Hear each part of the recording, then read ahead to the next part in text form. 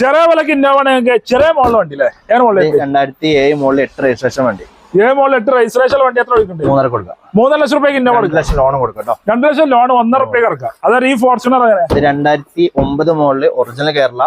ഒരു 4 ദിവസം മുമ്പ് പേപ്പർ എടുത്തിട്ടുള്ളൂ. 4 ദിവസം മുമ്പാണ് പേപ്പർ എടുത്തത്. പുതിയ പേപ്പറാണ്.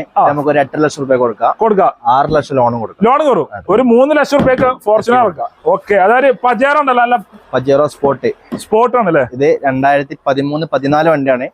നമുക്കൊരു 9.5 രൂപ കൊടുക്കാം. 9.5 ലക്ഷം രൂപയ്ക്ക് ഇറക്കാം.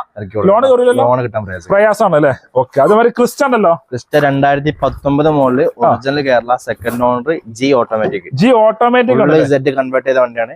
ഒരു 18 രൂപ കൊടുക്കാം.